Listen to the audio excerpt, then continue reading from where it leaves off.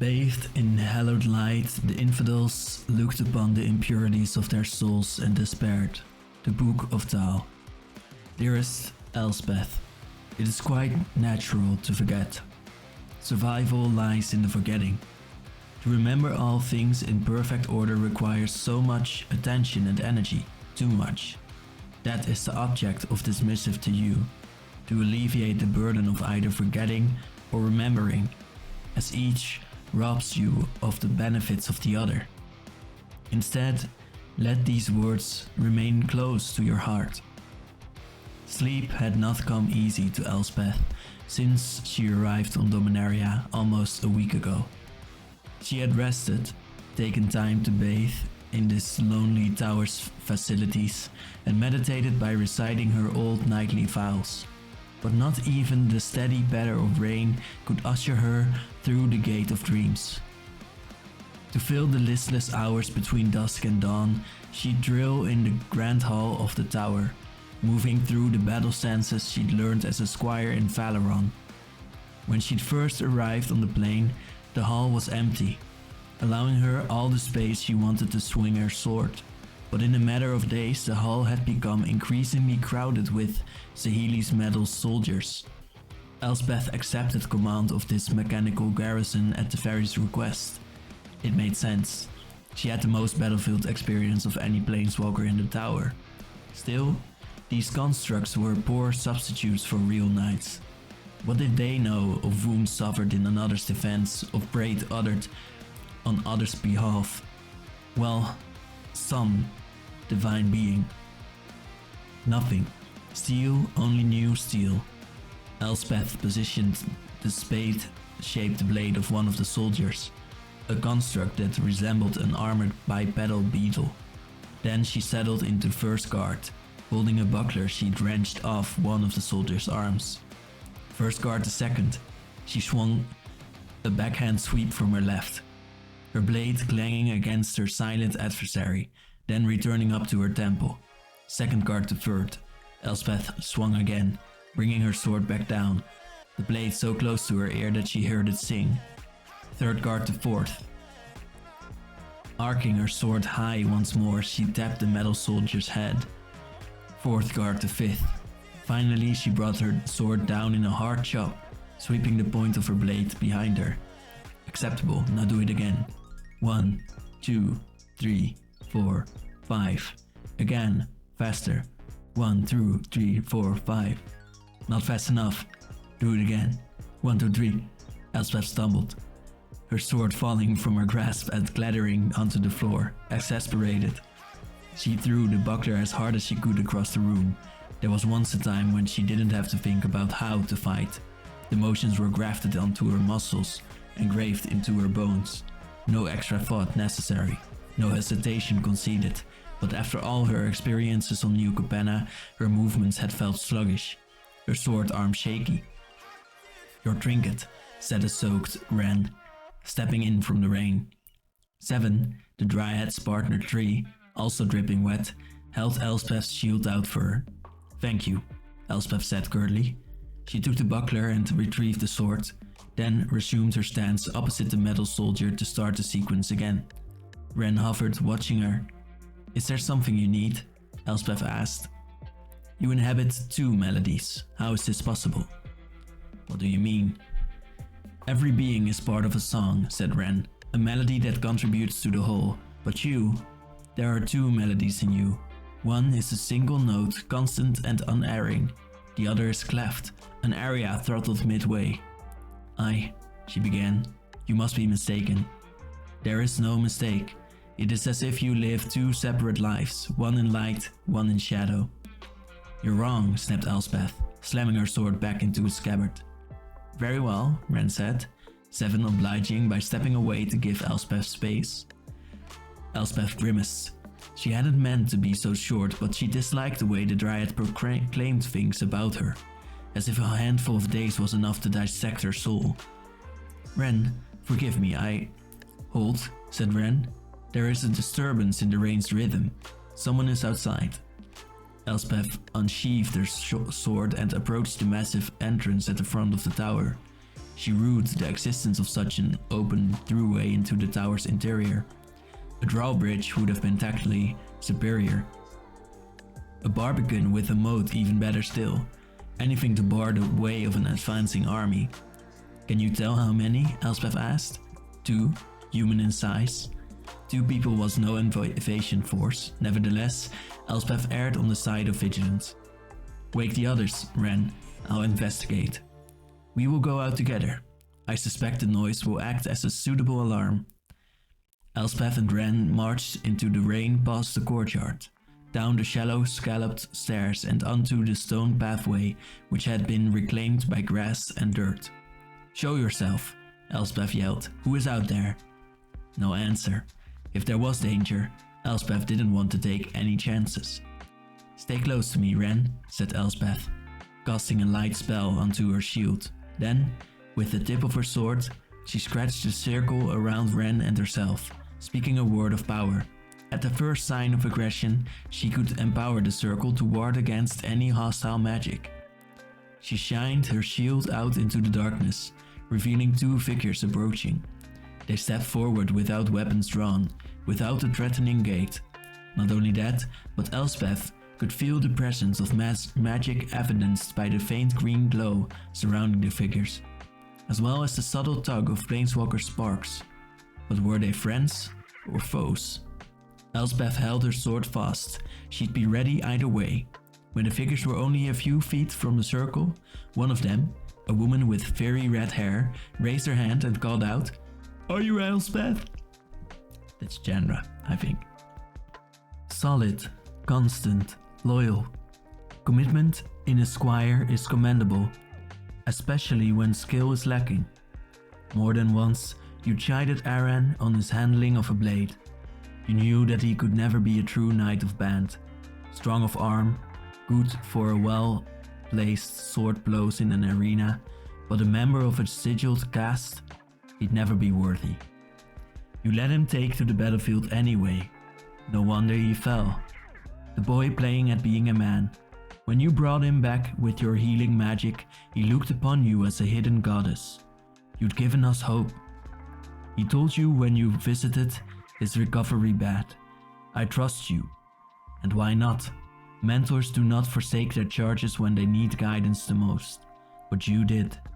You cast down your sword, discarded your armor, denied your duty. These days, he spends his morning hobbling down the pretty garden paths of the monastery he serves at.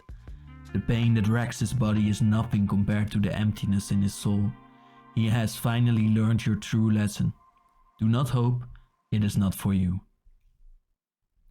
Nissa Ravain and Chandra Nalaar walked into the light. 2 more people on the list of those who knew more about Elspeth than she did about them. Thanks to Ajani, she and Ren welcomed them into the tower, allowing them to dry off and get their bearings. To their credit, they were kind, exuding as much warmth as anyone had ever shown her. But they were not her friends, as much as they seemed to desire it. Perhaps in time, but that time had not yet come. So, Elspeth smiled. She smiled, said nothing, and after handing them off to a bleary-eyed Kaya for a debriefing session, didn't look back to wave goodbye. She had her duties, after all, which didn't include sitting in meetings sipping tea. As she exited the tower, it was a buzz with activity, much of it localized to the grand hall where a team of servant automatons shined and polished the ranks of mechanical warriors. Outside, the downpour from earlier had relented enough for Elspeth to journey to the watchtowers located among the perimeter of the Vale, the remnants of an ancient defense grid. She'd been carrying out upgrades over the past few days on behalf of Saheeli, who was happy to have the extra help so she could concentrate on working with the Fairy Kaya and the Temporal Anchor. The job suited Elspeth just fine. Being away from the noises and discussions at the tower let her ruminate upon everything that had happened to her in short succession, clawing her way up from Theros' underworld, finding her home plane, losing Ajani. No, not simply losing him. He's one of them. A fraction, the fairy had said. I'm sorry. Pushing the thought from her mind, Elspeth slung her sack over her shoulder and scaled the rocky outcropping at the foot of the watchtower. She rested briefly when she reached the stone rungs carved into the side of the tower itself, then climbed all the way up and over the railing onto a small ledge at the very top.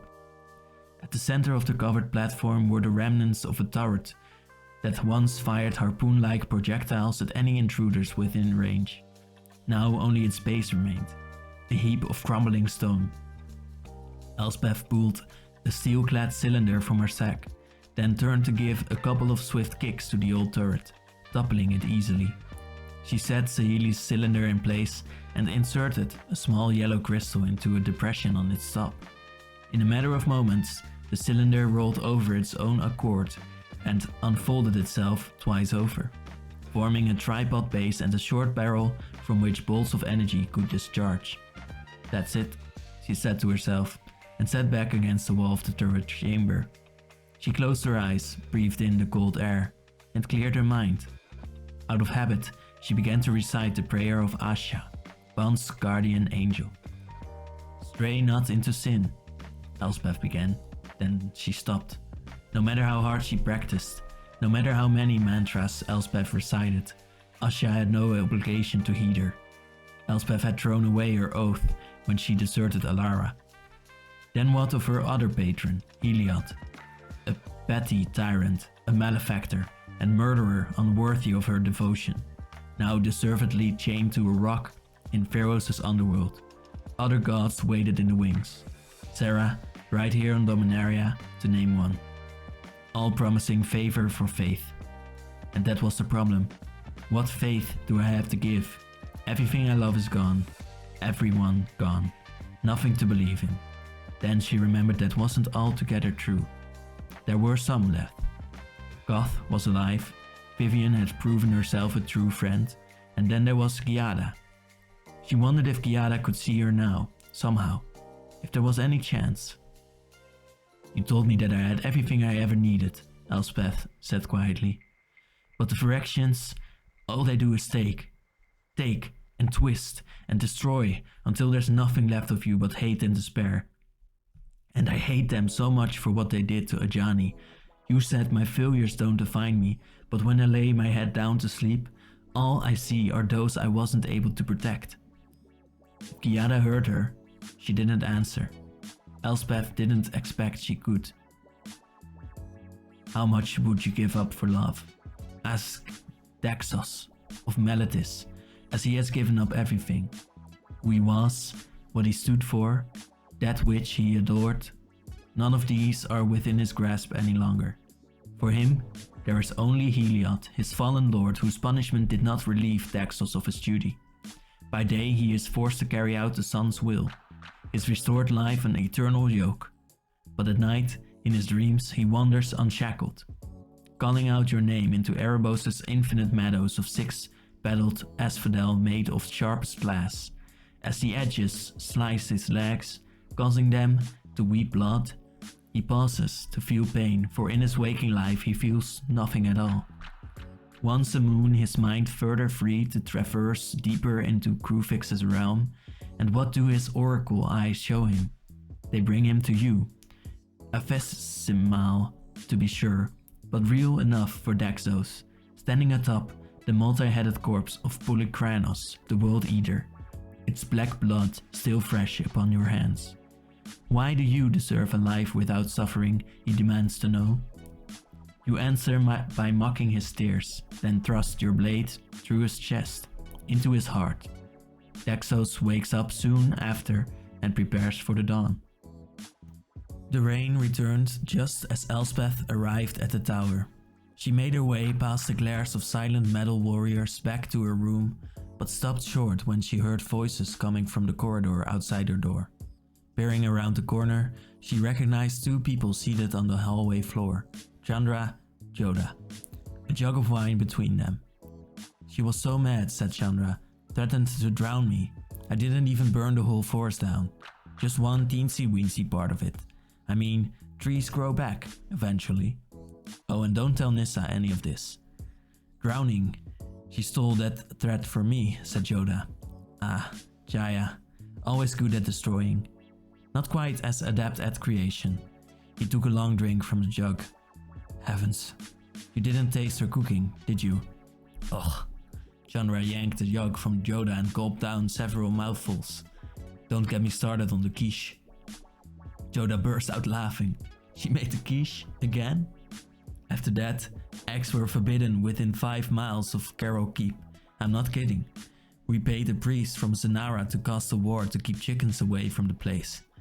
Let me have one turn on Sahili's time machine and I'd go back. An abrupt sullenness gripped him, and he remained silent for a while before speaking again. I'd go back and eat the whole damn thing. Elspeth watched as Chandra placed her arm around Joda's shoulder and held him tight, futilely attempting to prevent her own tears from flowing. It wasn't necessary to know who this Jaya person was to appreciate what she meant to Chandra and Joda, the closest of friends. Now, while they were distracted, Elspeth made her move. She hoped to appear in a flash, walk by, get to her door, and disappear behind it before Chandra or Joda could realize she was there. Such a silly expectation. Elspeth! Chandra called out, wiping the last of her tears on her sleeve. Hey, care to join us? Believe me, you'd be doing us a favor. Elspeth turned away from the door handle and mustered a half smile. No, thank you. I need to study the area map, make sure that everything's accounted for. Study? Asked Chandra. What are you talking about? Elspeth has been developing defensive actions in case we get attacked, said Joda. It's quite a bold strategy, if I do say so myself. Bold?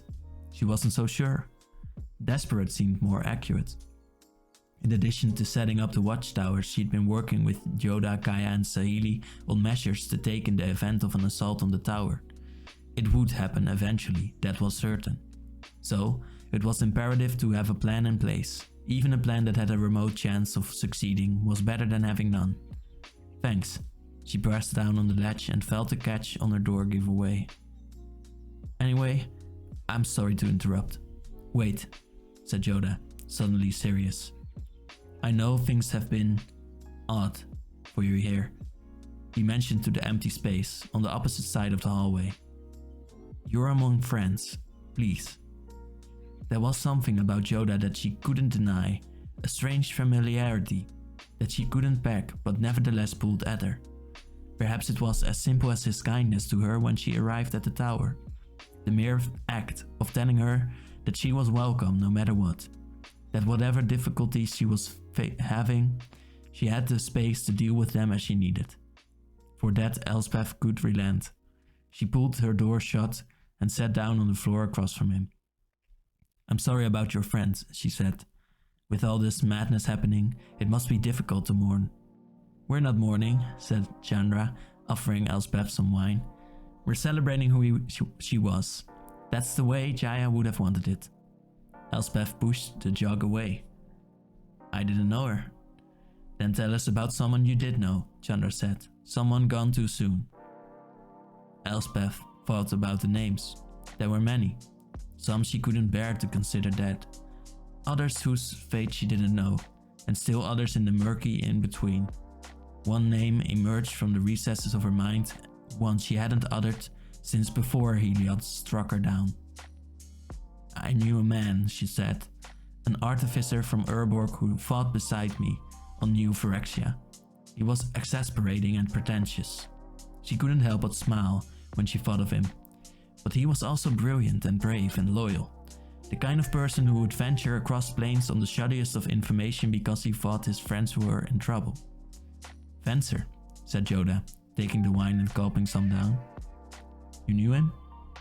Long ago, when he was very young and I was somewhat younger.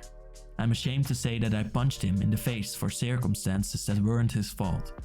I told him I was sorry, but that didn't make it right. I wish he were here to tell his idiotic jokes. I'd even pretend to laugh. You'd think after decades of fighting, so much death, I'd be used to loss, said Elspeth, but I can't escape the names of those who failed to save me. Escape. Of those whose blood is on my hands because of my failure. Their ghosts haunt my dreams. Well, It's been centuries for me, and I'm only barely hanging on. Centuries? Did no one? Joda straightened himself up and cleared his throat. You are in the presence of a 4,000-year-old man. I know. I don't look a day over 2,500. 2,500? He didn't look older than 25. How is this possible? Oh, the usual. A very, very, very long story that we don't have time for and that I don't have the patience to tell. Joda looked at her wistfully. In my time, I've lost people I've cherished. So many now. Like you, I can close my eyes and still see them. So it doesn't get easier. No, he said, not if you let yourself love. Chandra wrested the wine jug away from Joda and raised it. This is a celebration, right? So we toast. To Fencer, to Jaya, to Gideon, and... Her mouth hung open with the final name, one that Elspeth didn't even have to guess. Ajani. It's okay, said Elspeth, you can say it. No, it's not, said Chandra. We're going to save him. And after we do, we're going to torch every single one of those Phyrexian bastards on any plane we find them on. You have my word on that. Elspeth nodded and took the wine jug from Chandra. To Fencer, Jaya and Gideon. To the ones we've lost and the courageous yet to fall. Until all have found their place. Can constructs a dream. Calyx, if he knew the word dream, would tell you that he can. But what does the marionette dream of when his strings are cut? When the hands that direct his actions are taken away? The answer is simple. He dreams about his quarry, dictated by Clovis, his life consumed with the pursuit of Elspeth Terrell. Plane to plane, haunt to haunt, he will never stop chasing you. Not when he is awake, not when he is asleep. You see, Calyx must sleep to regain his strength. And when he sleeps, he dreams. He dreams of the battles you fought, studying every move you used against him to devise the perfect counter. The man who is not a man can aspire to that, being perfect, realizing his purpose. But he is more than a puppet, you see. He also fears his own success. Once he has you, once he drags you back to share Heliod's doom, as fate dictates. What is left for him? What is the essence of Calyx once his aims are fulfilled? He knows the answer and is terrified of it. Not even an agent of fate can evade destiny. The Phyrexian attack came in the dead of night. Elspeth was still fastening the straps of her armor as she ran through the hallways of the tower. Every other second, an explosion rang out, reverberating off the walls so each crash sounded like it was right on top of her. Reaching the door to Saheeli's workshop, she burst in without announcing herself. The temporal anchor hissed and rattled. Saheeli darted back and forth, bending and twisting parts of her machine with her metalsmithing abilities to keep one step ahead of it shaking itself apart. Casting a violet haze onto the entire scene was Kaya, struggling to maintain her ghost form magic over herself and the coffin-shaped chamber that housed the ferry. We're under attack, Elspeth shouted. Please tell me you've gotten what you need. Not yet, Saheeli said, barely catching her breath. But the ferry's so close. If we shut down now, we won't get another chance at going back. Please, we just need a little longer. It was happening. Elspeth closed her eyes and for a moment, all sound drifted away. She remembered what she said to the ferry. If the Phyrexians are still on this plane, it's only a matter of time before they find this place. You will need someone to defend you if that happens. If they track us down. Now, they've done just that.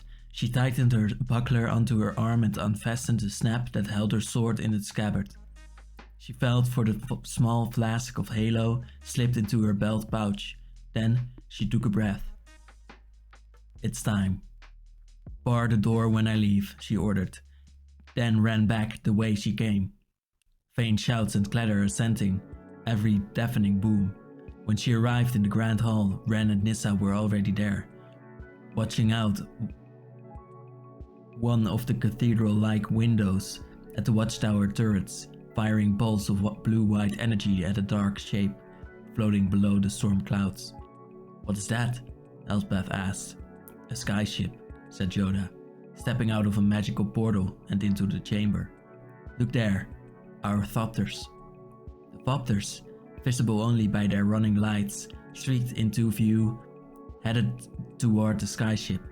Everyone watched as the thopters buzzed around the shadow like so many gnats, flinging explosive charges that only succeeded in revealing what they were dealing with. Not so much a ship as a floating monstrosity of tapered horns and jagged spikes. The vessel kept itself aloft by sails that resembled scaly bat-like wings. Slowly it changed its trajectory to aim its keel downward, aligning with the central tower. The turret fire intensified as the ship descended, only for the watchtowers to stop firing one by one. The defense grid, Joda said, his voice hollow. The ship lowered itself onto the ground to rest on a set of spines, spreading out from its hull like the legs of a giant insect. Elspeth had seen enough. They're on their way, she said. Ran and Nissa. Protect the ferry at all costs. Among the soldiers, she eyed a pair of mechanical dromedaries, filigree steeds built by Saheeli for this exact moment. Joda, are you ready? Joda shot Elspeth a look. I suppose it's too late to ask for your plan to be a tad less bold. You had your chance, Elspeth said. Now we ride out to meet them. Buy time for the ferry. They mounted up and armed themselves with powerstone lances, also prepared by Saheeli. Joda was right to have doubts. In a siege, the defenders' advantage came from their walls. Doctrine called for them to hunker down inside the main structure, set up archers or other ranged units to attack from a distance and break any attack through attrition. But there were two problems with that in this scenario. First, the tower was no castle. Its open nature made it impossible to defend against intrusions if the enemy swarmed it. And second, the Phyrexians weren't a normal enemy. Their morale would not be broken by a failed assault. Somewhere out in the darkness, they were sneaking and scheming. What Elspeth had to do was trick them into obeying the rules of conventional warfare by providing an irresistible chance to sow discord and spread fear. Arise, screamed Elspeth. All at once, the 100 or so mechanical soldiers stomped to life, swinging their sharpened arms in unison like a set of thresher blades. Behind their ranks, a group of 10 clay-covered brutes raised their arms into a boxing stance, readying their fists to smash any foes that Elspeth directed them at.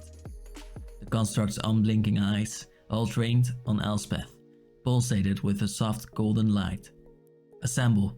The company marched in perfect time out of the chamber and into the courtyard, forming 3 concave arcs end to end. March! The soldiers advanced and fanned out, descending the central steps and stopping at the far end of the main pathway. The clay statue stayed behind in the courtyard to absorb any enemies that got past the front line. Everything was set. Now we have to hurry, she said to Joda. The two rode double time around the southern side of the tower, keeping close to the wall until they reached a predetermined vantage point from which to monitor the siege line. Elspeth gripped her lance, her heart racing. Saheeli said these lances only have one shot, she reminded Joda. We have to make it count. Artificers, he grumbled. Would it hurt them to make these fantastic inventions usable more than once? Elspeth opened her mouth to say something, but the noise stole her attention. The sound came like whispers, followed the quiet slurp of things slithering through the mud. Then came the flapping of wings and a low, thunderous rumble that roared into an ear-piercing shriek. A Phyrexian battle cry. The army coalesced at the very edge of the tower's light, bending the membrane of the dark until a door opened. The front ranks bristled with humanoid warriors armored in black plate metal. Their arm clusters tapered into blades, serrated edges, and needle-like spear points.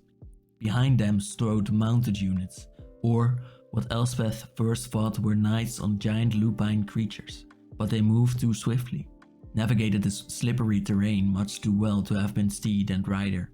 Each mounted foe was a single being, rider and mount fused together. For all their fearsome numbers and weapons, the Phyrexian ground troops did not chill Elspeth as much as what she saw next. The night sky moved, and winged knights dipped into the light. They were hideous, their bodies made of black sickle-shaped blades bound together by strands of sinew. While some maintained a vaguely human shape, others either replaced their bottom halves with a clutch of spider legs or skewed legs altogether in favor of a spiked ball they could use to ram enemies from above. "Damn it," said Elspeth. She hadn't counted on aerial troops. But it was too late to adjust plans. The advancing horde marched ever closer to the siege line. Their mounted Phyrexians broke out into a gallop, flowing around the flanks of the main body. It was a simple strategy but effective, a pincer maneuver to smash the defenders between waves of metal beasts. Wait for it. Elspeth, it's now or never. She knew, but it was vital to make every part of the plan count. A second longer could mean more enemies caught in their trap. Steady, steady. The writhing mass had nearly reached the siege line. One more moment and they'd be on top of the tower defenders. "Do it now, Jodah." With a motion of his hand and the utterance of a single mystic syllable, Jodah unwove the phantasmal terrain spell he'd cast the previous day, revealing the staked trench that spanned from the far northern end of the tower complex all the way to the spot where Elspeth and Jodah had stationed themselves. Too late to stop their forward momentum, the Phyrexian vanguard speared themselves on a crisscross lattice of sharpened logs. With another word of power, Jodah caused the entire barricade to erupt into flame, thrusting the enemy into disarray. The first rows of Phyrexian infantry met the same fate as the riders, which had first buoyed Elspeth's hopes. But with no hesitation, the next row used the flaming bodies of their brethren as handholds to climb over the barricade to the other side. The flyers followed, advancing up the front ranks to carry otherwise pinned fighters safely over the flames. Luckily, they had one more trick in store. "Let's go," shouted Elspeth. She spurred her mount down a path perpendicular to the invasion force, then turned sharply toward the horde in a flanking charge. She raised her lance, its tip glowing white-hot from the power stone set into it, the signal to Jodah to begin his own charge. As she galloped toward the Phyrexians, she set her lance to point toward the enemy and guided her thumb into a crystal inset on the shaft. So far, Saheeli had more than proven her genius, but now was the time that Elspeth needed the artificer to outmatch anything she'd created before. Elspeth pressed the crystal when she was mere yards away from the Phyrexian line.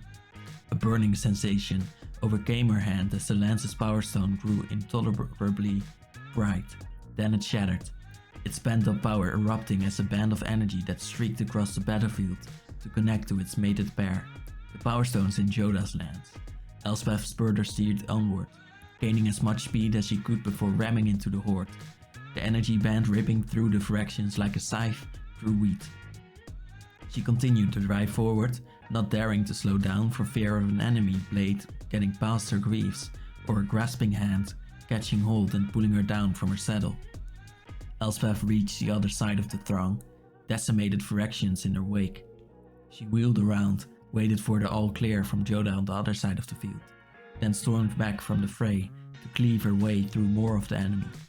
She took a moment to look over her shoulder at the siege line. The automatons were holding their own, swarming small clusters of enemies and shredding them before they could counterattack. The few Phyrexians that had broken through the front line made the mistake of attacking the clay statues directly, resulting in their limbs being struck inside the statues' malleable exteriors. Elspeth had turned her attention back to finishing more of the Phyrexian infantry off when she caught sight of a winged knight swooping down from above. She deflected the blow away from her head, but it still succeeded in toppling her mount into the dirt. She pushed herself up from the sodden earth, only for a heavy metal boot to kick her in the stomach, whipping her onto her back. As her attacker trudged toward her, raising its axe-like arm to deliver a killing blow, Elspeth saw that no head rested on its neck.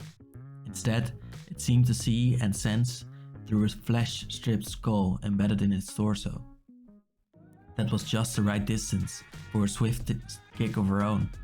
It reeled backward, giving Elspeth enough time to spin back onto her feet and draw her sword, unleashing a pulse of white light, pure halo, that caused her adversary to stagger back, blinded. Her opening clear, Elspeth batted away the axe head and thrust her sword clean through its midsection. She pushed the Phyrexian's body off her blade with her foot and looked up over the chaos to see the enemy reeling and disorganized. Now was the time to press the advantage. "Charge!" she screamed, her voice ringing out over the din.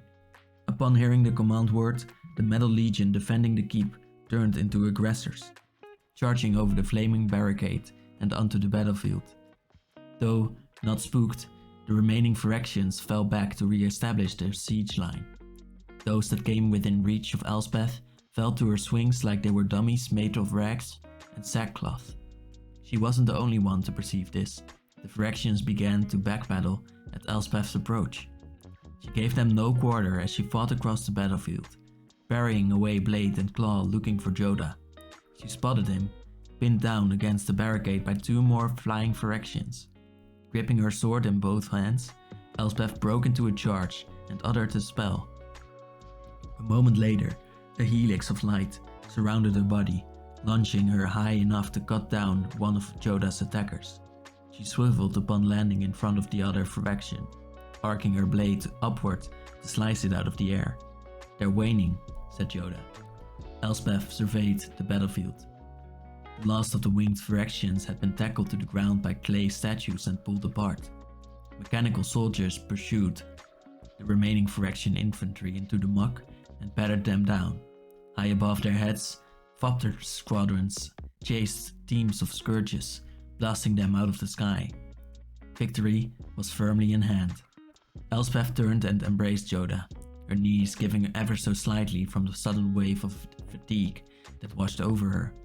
All she wanted was to sleep, to dream of lands with possibility, and then wake up to fight for a new day. None of it was to be. "By Ursa's salty breeches," said Jodah, his shoulders going slack. Elspeth let go of him and turned around. There, framed by the billow of green-black clouds, the silhouette of the Phyrexian skyship shuddered and began to move, to grow, to unfold, like a beast arising from a long rest. Several more gargantuan legs sprouted from the bottom of the skyship's hull, raising its body higher than the top of the tower. Blood-red arcane sigils became visible upon its black form. Symbols Elspeth knew by sight, even if she couldn't read them. It was the language of Phyrexia, emblazoned on the behemoth to proclaim the coming of a new order. It began to move forward, quaking the ground step by colossal step. "We can't let that thing near the tower," said Elspeth. "Agreed," said Jodah, ardent resolve replacing his earlier cheer. "But I need to know, how much do you believe in your own power?" "What?" He reached into his robe and pulled out a small leather pouch he wore around his neck. He took it off and held it out for Elspeth to see. "What is this?" she asked. "Something Jaya cooked up," he said. Jaya, the friend he and Chandra wept for. "You are powerful, Elspeth, not because of the strength in your short arm and not because you are a planeswalker. It's deeper, your desire for connection, to be the hand that thrusts itself into the flames to rescue another, to have peace, family, a home, to belong." How did he know these things about her? A week prior they'd never met, never even known each other's existence. But, like Ren, he'd stripped away her various masks with no little effort. No, she wasn't a knight of Band, nor was she Heliod's champion or New Capenna's vengeance. She was only what was left, Elspeth Tyrell. "I don't understand." "I told you I've been around a good long while, and in my time I've dealt with many mages. Some with more affinity for certain magic than others. Looking at you, it's like gazing at a white-hot sun trying to hide itself. No more hiding, Elspeth." He closed his hand around the pouch, gripping it tightly. Is this a direct note towards white mana? A final gift from Jaya to Phyrexia. Chandra would be the natural choice, but the very first thing I learned about magic is that fire and light are not so distant. You can help me cast it. What must I do? She asked. Follow my lead. They wrangled Yoda's steed, jumped on, and sped toward the Phyrexian beast. As they drew closer to it, it felt like they and the entire world were shrinking under the monster's oppressive shadow. The elation she'd felt only minutes before had evaporated away. What were they to it but specks of dirt? What could she and Yoda do to even slow it down? They continued riding until they were nearly underneath it. Yoda hopped off the saddle and extended his hand to help Elspeth down. The red glow from the Phyrexian sigils dimly illuminated the spot of muddy, slimy earth where they stood. Gazing up at the monstrosity, Yoda spread his arms and rose into the air, his robes billowing in the grimy wind. He began to recite words in a language Elspeth couldn't understand. As she listened, a flood of images began to infiltrate her mind. A beautiful dark-haired woman, Yoda looking no older than he did now, the sound of shattering glass, and then fire. Let go, he said, his voice tapped into her mind. Let go of your anger, pain, let go of your ghosts. They will haunt you, but allow their pleas to fall unheard for now. Stretch your consciousness past them, past the ground, sky, past all the boundaries of your waking life. Elspeth did as Yoda instructed. She closed her eyes and recalled the rolling plains of Bant, the golden grain fields of the Guardian Way outside of Meletis on Pharos. No, not just imagination. Somehow, she was there. In both places at once. Farther she reached, so far that she could feel herself slipping.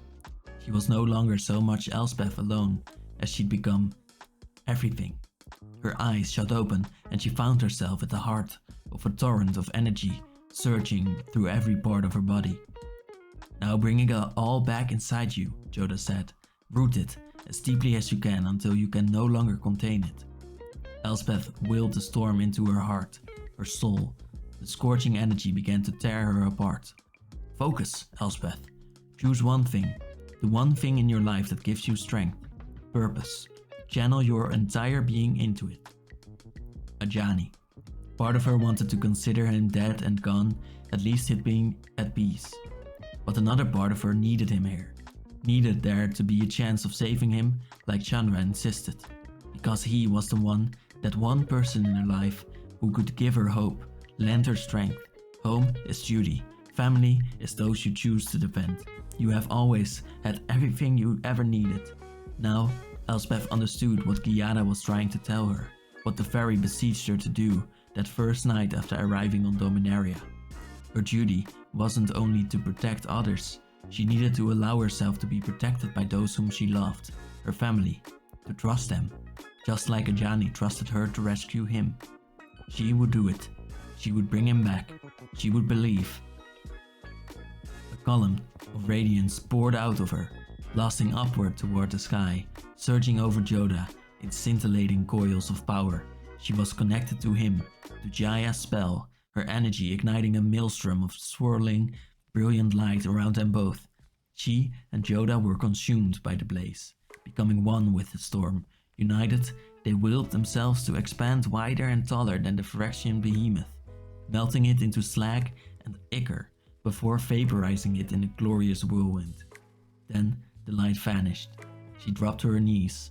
Once again Elspeth Terrell. The ground against her palms was warm and dry, cracked. She craned her neck upward, seeing no trace of the giant Phyrexian beast. The cool, soothing rain fell onto her face. Names are but labels that soothe us into thinking we have knowledge, and by extension, control. New Capenna? Old Capenna? No matter. You must understand, dearest, that your masters in the asylum were in pain too. They were not Phyrexians so much as they were your neighbors, your families who found salvation in the oil, who desired to be reborn as voracious membranes, lashing villi, and flailing flagella bound in perfect metal. You didn't know this, and neither did Boy. Remember Boy? Oh, he had a name. You never asked him. It's too late to know what it was. You devised quite a plan, you two, hatched amid the baleful ravings of your jailers. You thought you could hide among the cadavers, tuck yourself into blankets of flesh and offal, and wait until those remains were tossed onto the rot heaps outside of your prison. What you did not know was that your captors loved that gore, that the reek of viscera was a cloying incense, obliterating their memories of fresh wildflowers, baking bread, the salt of the ocean, their old names, the things they loved. That is how they caught you. You hid exactly where they would look. They chained you with every intention of grafting strips of your flesh onto their bones. Thanks to your planeswalker spark, you escaped, but Boy wasn't as fortunate. You can imagine how they reacted. Understand that he was not dreaming when his fate befell him. What they did smiling. And afterward, there was no Boy left. Only Phyrexia. Elspeth, she heard Jodah call out, searching around. She found him sprawled onto the ground, barely able to move.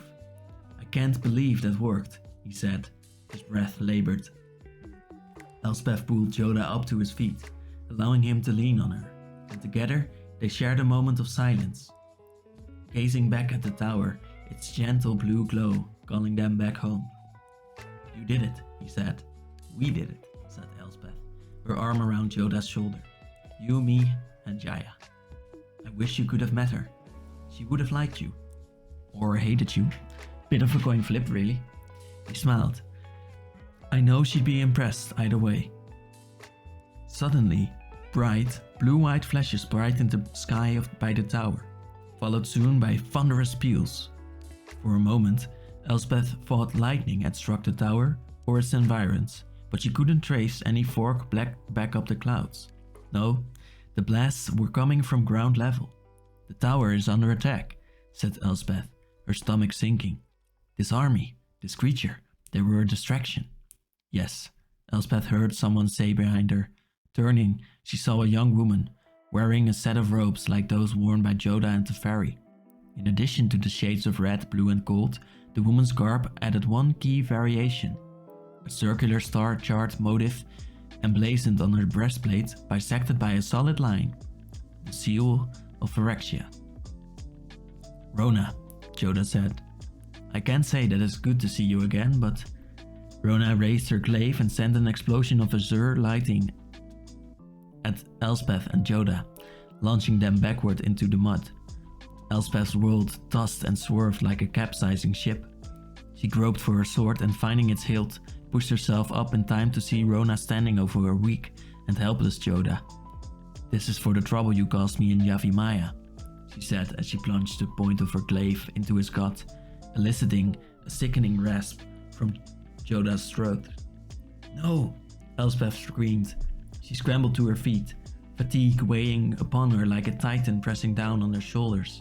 Even though Rona looked more human than the enemies Elspeth faced earlier, she was much worse than a monstrosity. She had willingly given up her soul for the Phyrexian promise of power. Elspeth stepped back, making sure to keep Jodah's body in view. She could barely stand. Jodah's spell had left her near collapse, unable to collect herself enough to cast spells or planeswalk. All she had in the moment was her sword, which she could barely lift. With uncanny quickness, Rona leaped forward, swinging her glaive at Elspeth's midsection. An attack that should have been easy to parry, but all Elspeth could do was flail her shield arm out to bat the glaive away. Rona went in for a second lunge that Elspeth barely dodged. I won't surrender, said Elspeth. Rona beamed. Good. She was playing with Elspeth, as a torture master would tease a prisoner with the faintest hope of freedom. Cooperate and everything will be fine. Elspeth took stock of the distance between her and Rona. Rona had reach, along with every other advantage in this duel, save for one. Elspeth knew the dance.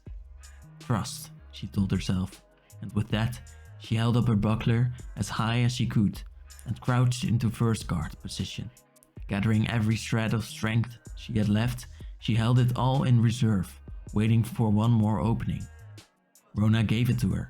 She callously stepped forward, unleashing a flurry of swings meant more to intimidate Elspeth than land a killing blow. At the end of the display, Rona spun into a head-level thrust. Elspeth summoned her remaining vigor to block Rona's strike with her buckler. Knowing that the shield wasn't any match for a direct blow, the spear point pierced the buckler, punching through the flesh and bone of Elspeth's forearm. Screaming through the pain, Elspeth heaved the left arm downward, fifth guard a second, wrenching the glaive free from Rona's hands and burying her sword deep into Rona's shoulder. Both went down, Rona in a heap and Elspeth on her knees. She looked over at Jodah lying motionless. Not too late, she thought, her head swimming. Halo. With her free hands she felt for her belt pouch. If any life remained in Jodah, Halo could save him. Tyrell, I never expected to see you again. Elspeth gritted her teeth. That voice. Tezzeret. She looked up to see him approaching out of the dark. He knelt between Rona and her, close enough for her to wrap her hands around his throat. One last act of defiance, but her body refused to obey. Seizing her impaled arm, Tezzeret dislodged Rona's glaive with a single jerk. Then he turned to Rona to check her wound, oozing blood and black glistening oil. She's alive. Pity. Next time, aim for the neck. And you, Tezzeret? Said Elspeth. She clutched her wounded arm to her chest. Still nothing but a pathetic lapdog. She expected him to lash out when she'd witnessed in her prior interactions with him on New Phyrexia. But instead, Tezzeret merely shook his head, pointing back at the flashy detonations back at the tower. I didn't have time to disarm that side of your defenses. Messy. He took hold of Rona's collar and stood up. Whatever efforts your cohort are engaged in will be stopped and destroyed before the morning. There's no avoiding it, but you need not share their fate. I suggest you take this opportunity to find somewhere remote and disappear. I'm going to stop your Phyrexian masters, and then I'm going to kill you. He said, hoisting Rona up onto his shoulder and picking up her glaive. If you're thinking of striking out at me now, I'd advise against it. In your weakened state, I would assuredly win. Besides, tending to your dying companion is a better use of time, don't you think? Why are you sparing me?